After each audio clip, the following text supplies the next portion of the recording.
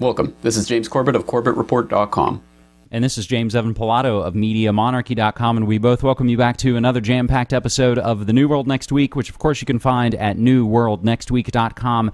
And as always, a huge thanks to all those outlets who help spread the word about this show, like ParadigmShift.tv. James, I think our three stories this week kind of paint an interesting narrative, if you will.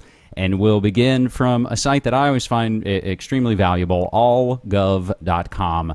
DHS and Navy contract to hack gaming systems, and they have awarded it.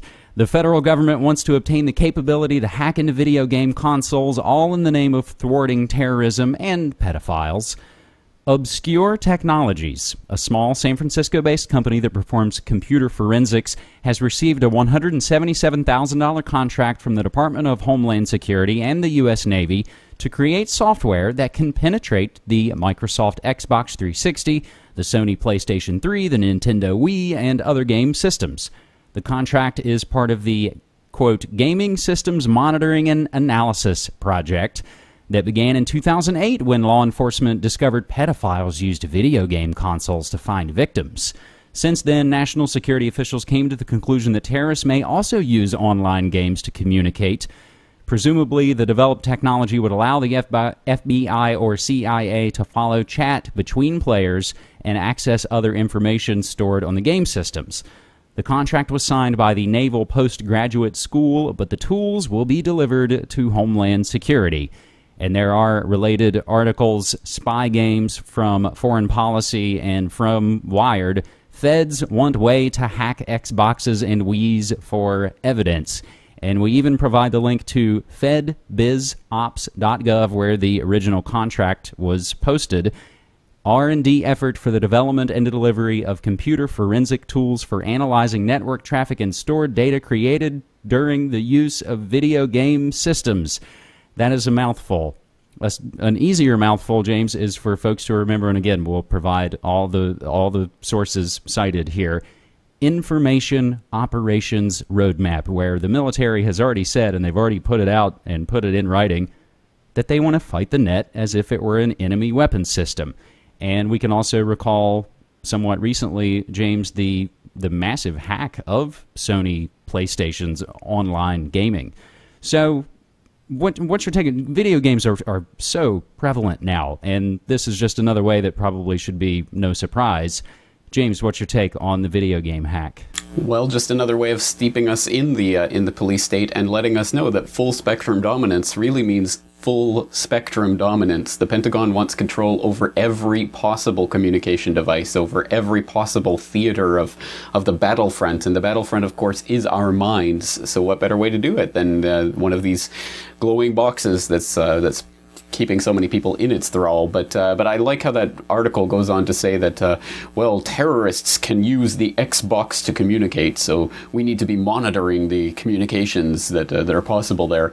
Well, terrorists can use Skype to communicate, so I guess the government should be listening in on all Skype communications. And terrorists can drive a car, so I guess there needs to be a federal law enforcement official in every car. Or terrorists can go out to buy coffee, therefore every time you go to buy coffee, someone should be on your tail making sure you're not a terrorist. It's just that part of that infantile logic, but it all makes sense within the framework of the war of terror that they've set up, this whole paradigm. And once again, in case you didn't notice, I'm pretty sure you did by now, but it's all aimed squarely at you. You are the suspect. They want you for all of this, and they want you involved in this and steeped in this and with your identity invested in this. So once again, I mean, every single thing that you can possibly have, any outlet, any device that connects you to the outside world, is a potential way for terrorists to interact, and it's just another way for the Pentagon and Washington to get its foot in the door of every single American. And ultimately, this will affect people all around the world, because governments always copy what the American government is doing. Like we saw that China just came out with their version of the NDAA, basing it on the American NDAA. So there you go. The beacon of freedom and hope in the world is certainly not that anymore. So absolutely, just another Orwellian. I mean, how can it get more Orwellian than this? And if you've done your homework, and if you do, you will discover that, again, you got to know who the real terrorists are. So when you hear them talk about terrorists, you go, oh, yeah, you guys do use that. You are doing that. You are engaging the internet as an enemy weapons system. I think it's interesting that the contract claims, that this, they started it in 2008. When law enforcement discovered pedophiles used video game consoles, they probably discovered it because there were some of their own people that always inevitably get scooped up in those pedophile child porn sweeps. So, James, say you realize, these video games, they're all getting hacked. I'm just going to crack a book open. So we'll move to our second story. From firedoglake.com, from the Dissenter blog, FBI efforts to keep whistleblower's book unpublished. The FBI has been trying to prevent former FBI employee and whistleblower Sibel Edmonds from publishing a book she submitted for pre-publication review nearly 1 year ago, the National Whistleblower Center reports. Edmonds submitted a manuscript of her book called Classified Woman, the Sibel Edmonds story, on April 26, 2011, because under an employee agreement she signed, this was required. In turn, the FBI had 30 days to review and approve the submission. Now, 343 or 4 days later, Edmonds says the book is being held hostage. The National Whistleblower Center has some idea of what is taking so long. They published a document that employees like Edmonds were required to sign, which they consider to be an illegal contract because it asserts the FBI has the authority to censor material if it might pose an issue for public policy. Now, if we jump down, we'll give you a little background here. Edmonds is a Turkish-American who was hired as an FBI translator shortly after 9/11. According to the ACLU, she reported shoddy work and security breaches to her supervisors that could have prevented the attacks, and she was fired in March 2002. She contested her firing in July of 2002. Then on July 6, 2004, a judge dismissed her case because the government invoked the state secrets privilege. James, you have the good fortune of now being able to work with Sibel Edmonds at boilingfrogspost.com. So tell me more about this story. Well, absolutely. It is a complete honor to be associated with Sibel, especially because a lot of what I was doing in the early part of the Corbett Report was motivated by her example of standing up and speaking out on these issues, and doing so bravely for a long time when not a lot of people were backing her up.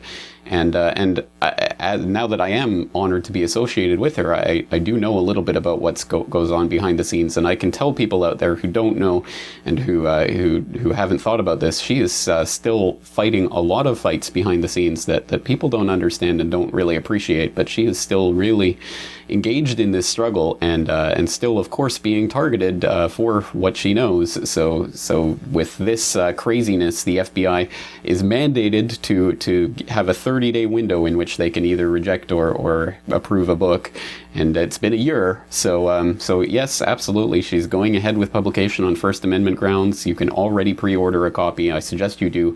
I'm honored enough to have an advanced copy that I've read. Absolutely, just phenomenal, incredible book, incredible information, and this is information that deserves to be out. And once again, I mean, they can pass laws saying that whatever, they have this 30-day period where they can restrict your First Amendment right because of classified material. But in this case, it's not even classified material that they're going after. It's just a policy that they're talking about of restricting things. And we've seen this with Lieutenant Colonel Anthony Schaefer and Ali Soufan and all these other people who have written books exposing things from the inside. And the first print run gets bought up by the Pentagon and destroyed, like with Schaefer's book, where the FBI does all sorts of backstage shenanigans with Ali Soufan's book, etc., etc.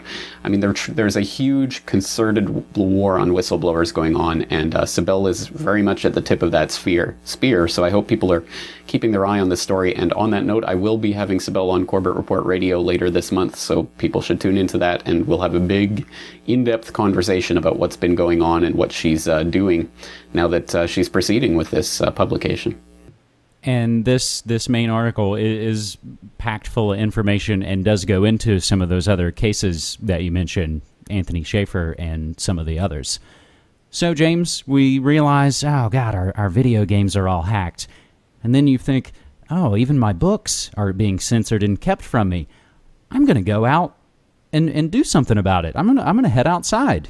So we come to our third and final story as you head outside. Taking it from The Guardian and from the amazing work of our good friend Michael Vale at Strat Risks, future riots may be controlled with chemicals. Future riots could be quelled by projectiles containing chemical irritants fired by police using new weapons that are now in the final stages of development. Now, again, this is from The Guardian coming from the UK. The Discriminating Irritant Projectile, or DIP, has been under development by the Home Office's Center for Applied Science and Technology, CAST, as a potential replacement for plastic bullets. Documents obtained by The Guardian reveal that last summer's riots in England provided a major impetus to the Home Office research into new generation riot control technology, ranging from the DIP to even more curious weaponry described by CAST technicians as skunk oil. The briefing by CAST for the Police Service of Northern Ireland says that last year's disorder sparked a surge of ideas to the Home Office from the public as well as companies manufacturing police technology. To capitalize on the interest, CAST convened a brainstorming event last October. Participants included police from London and Northern Ireland, the Police Federation, the Serious Organized Crime Agency, SOCA, and the Ministry of Defense's Defense Science and Technology Laboratory. No ideas too stupid or off the wall to consider, the briefing notes record. Now, James, this reminded me of something I know I've heard for years and heard it years ago, something that Alex Jones said. So I did a little searching and found that, of course, Media Matters and other fake left foundation-funded outlets posted a video last August. Alex Jones loses it over robot helicopters with airborne Ebola. But if you look up the Sunshine Project, and again, we'll provide all these links, online clearinghouse of U.S. non-lethal weapons document, and also an article from Wired, Marines kill knockout gas info, and I'll even provide a interesting other side bit, because it's all predictive programming in some way, TV tropes, the idea of knockout gas out there in the popular culture. So, James, there's the storyline in a way. There's the scenario. 1, 2, 3. Well, exactly. And you're right. I mean, it is a storyline in a lot of ways. It's stirring up the pot, and then when the people start boiling over in that pot, they've got the knockout gas or whatever they want to throw at us to take care of it. And once again, I mean, imagine my surprise. You mean the London riots have now led to the rollout, the PR campaign for this new Orwellian technology of the police state control grid? Imagine my shock. I mean, it's the perfectly predictable result. Going out on the streets and losing our head and just breaking windows and stuff is not going to change the fundamental structure of society. I don't know if people have realized that yet. So once again, I mean, it's time to be smart about this rather than just going out and playing into that narrative and just doing what they want and going out on the streets mindlessly rioting and then allowing them to use all of this newfangled police state technology that they're rolling out as part of the PR campaign. And I think we have to understand what's happening, and instead of giving the power to that system, we have to withdraw the power from that system and have to step back and stop feeding it with our money, stop feeding it with our time, stop investing in it emotionally and with our identities, because ultimately it is our withdrawing from that system and forming the communities that will be the basis for whatever society survives the inevitable economic collapse that will be what sees us through this, not going out and trashing stores and breaking windows. And as the article even says, the surge of ideas came to the Home Office from the public as well as companies manufacturing police technology. So they basically, hey, you know what'd be a great idea is this thing we make. Just like folks like Chertoff and all the other Homeland Security characters profit from the solution, and that is the dialectic, James. I have a massive live episode lined up, still being pre-produced on MediaMonarchy.com this weekend, James, as I'm watching so many things, again, as the storyline kind of plays out. But it'll be Trayvon, Manson, Titanic, Tax Day, and so very much more this weekend on MediaMonarchy.com. So I thank you. Well, looking forward to that, and I'll see you on Corporate Report Radio for Food World Order tonight. That's right. Episode 16. Thanks so much, man. Take care.